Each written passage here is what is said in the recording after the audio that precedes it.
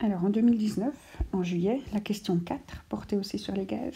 Donc on nous dit un système contenant 0,302 g de dihydrogène dans les conditions normales de température et de pression. Donc je rappelle que les conditions normales de température et de pression, c'est 0 degré et 1 atmosphère. On le porte à 300 Kelvin sous une pression de 1,51 atmosphère. Donc on part d'un gaz qui est à 0 degré et 1 atmosphère, et on le porte à 300 Kelvin et 0,151 atmosphère. La première proposition qu'on nous fait, c'est qu'il y a 0,302 moles de dihydrogène dans le système. Attention que c'est du dihydrogène et pas de l'hydrogène. Donc quand on cherche le nombre de moles de la molécule, il faut diviser par la masse molaire du dihydrogène, et donc on n'a pas 0,302 moles mais 0,151. Donc la réponse A, on peut l'éliminer. Après, ce qu'on nous propose, c'est que la variation de pression vaut 1,51 atmosphère. Alors quand on part de conditions normales de 1 atmosphère et qu'on porte à 1,51 atmosphère, la variation de pression, elle n'est pas de 1,51 mais seulement de 0,51. Donc les variations sur la fin moins le début, donc 151 moins 1, 0,51. Et donc ce n'est pas 1,51, donc ça on supprime. On nous propose ensuite que la variation de température vaut 2,7 Kelvin, donc les conditions normales c'est 0 degré, 273 Kelvin. Et si on passe à 300 Kelvin, la variation, donc quand on fait 300 moins 273, ça nous fait 27, ça ne nous fait pas 2,7. Donc la variation de température est de 27 et pas 2,7, donc on supprime aussi. Donc on peut raisonnablement se dire que la question D est la bonne. Et si on n'a que 3 minutes, je vous conseille de passer à la suivante et d'y répondre, bien sûr. Mais maintenant qu'on a un peu de temps devant nous, on va quand même vérifier ça. Alors, qu'est-ce qu'on voit? On voit que la pression passe de 1 à 1,5 atmosphère. Donc, on peut dire qu'on augmente environ de 50%. Alors, quand on sait que la pression et le volume sont inversement proportionnels, donc plus vous appuyez sur un gaz, plus son volume diminue, donc il va se contracter. Donc si la pression a été multipliée par 1,5, le volume a été divisé par 1,5. Ça, c'est si la température n'avait pas bougé. Mais en fait, la température a bougé aussi. Alors la température, qu'est-ce qu'on a fait? On a augmenté d'environ 30 degrés. Donc ça, c'est 10% plus chaud. Et donc votre gaz qui se contracte à cause de la pression va se dilater de 10%.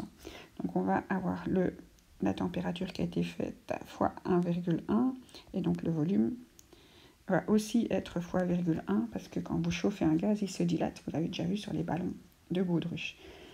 Alors pour avoir la valeur de 0, donc une contraction de 0,92 litres, ça je veux bien comprendre, c'est parce qu'il se contracte plus qu'il ne se dilate. Donc pour moi, cette valeur n'est pas mauvaise en soi au départ, en ordre de grandeur. Alors après, on peut se dire, mais tiens, c'est environ 50%, mais si je calculais le volume de gaz, je sais que je suis à 0 degré une atmosphère, et donc le volume molaire des gaz est de 22,4 litres par mole. J'ai mon nombre de moles, que j'ai dû calculer pour vérifier le A, donc le nombre de moles fois le volume molaire, donc j'ai 0,151 fois 22,4, alors le 1 c'est un dixième de 0,4, de 0,05 c'est un vingtième 1,2, et le 1 là-bas c'est un millième, donc 0,002. Quand j'additionne tout ça, je suis à 3,38 litres, donc environ 3,4 litres. Je vous rappelle que vous n'avez pas de calculette, donc il faut toujours faire tout calcul mental ou écrit. Et donc si on est à 3,4 au départ, et qu'on a une pression qui vous oblige à diminuer ça de 1,5, vous n'êtes plus qu'à un petit peu plus bas. Là j'avoue, j'ai fait la calculette. Après, le volume qui va être augmenté à cause de la température, il va remonter à peu près à 2,4. Donc là, la différence est à peu près une perte d'1 litre. Et c'est ce qu'on nous propose, 0,92. Alors maintenant, si on veut vraiment voir ce 0,92, ce moins 0,92, il faut utiliser la loi des gaz parfaits.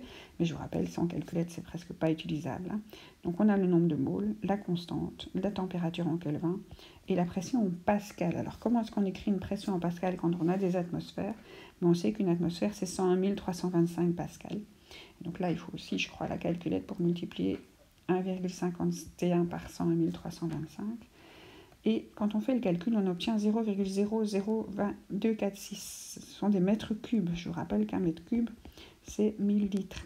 Et donc 2,46 litres. Donc quand vous étiez à 3,38 litres et que vous passez à 2,46 litres, faites la fin moins le début et vous avez cette magnifique variation de moins 0,92 litres. Et donc c'est bien la réponse D, mais quand vous avez éliminé de manière sûre 3 réponses, ne vérifiez pas la 4e. Alors, un récipient est soumis à une pression de 50 662,5 pascal. À quelle pression cela correspond-il en atmosphère? Donc ça va assez vite. Il faut savoir qu'une atmosphère, c'est 101 325 pascal. Et donc, quand vous êtes à 50 000 par rapport à 101 000, ben vous êtes à la moitié. Et donc, ça représente 0,5 atmosphère. Là, elle était donnée, mais il faut connaître la valeur de l'atmosphère en pascal. Alors, la deuxième sur les gaz qui a été neutralisée, mais on peut quand même s'y attaquer. Donc, si on a 2,18 g d'un hydrocarbure liquide, dont on donne sa masse molaire et sa densité, donc pour un liquide, je rappelle, la densité, c'est la masse volumique du liquide. Alors, si vous le vaporisez, vous le transformez en gaz, et vous avez fait ça dans un ballon qui a un certain volume, et on est à une certaine température, qui n'est ni la température normale, ni la température standard. Et donc, à nouveau, il faudra étudier chacune des données et vérifier laquelle est la moins mauvaise. Alors, le volume d'hydrocarbures liquide vaut 1,109 ml. Donc, quand vous avez la masse d'un liquide et qu'on vous demande son volume, vous utilisez la masse volumique. Entre masse et volume, masse volumique, et c'est l'équivalent de la densité. Donc, la masse volumique, c'est la densité, mais vous ajoutez les unités des grammes par millilitre. Et donc, quand vous avez une masse et une masse volumique, ne pas multiplier des masses, toujours diviser, sinon vous avez des grammes au carré. Et donc, 2,18 divisé par 5, c'est comme si vous faisiez x2, donc 4,36 millilitres. Et donc, ce n'est pas bon. La deuxième, c'est que la pression dans le ballon dans les conditions normales de température et de pression vaut 0,313 atmosphères. Il n'y a aucun calcul à faire. Si on vous dit les conditions normales de température et de pression, la pression est de 1 atmosphère et jamais une autre. Alors la dernière proposition, la pression dans le ballon dans les conditions de l'expérience vaut 0,626 atmosphères. Donc pour pouvoir se dire est-ce que la pression est inférieure à l'atmosphère à 0 degré, il faudrait que le volume qu'on offre au ballon serait bien à l'aise. Si on lui donnait blindé de volume, enfin assez bien de volume, il aurait une pression inférieure parce qu'il tapera moins dans les parois. Donc pour pouvoir répondre à cette question, il faut calculer le volume qu'occuperait le gaz à 0 degré une atmosphère. Et là, on sait que chaque mole de gaz occupe 22,4. Et donc, il faut avancer donc, depuis la masse vers le nombre de moles et depuis le nombre de moles vers le volume de gaz. Donc, de la masse au nombre de moles, on utilise la masse molaire, là où il y a les deux noms, on divise les deux masses.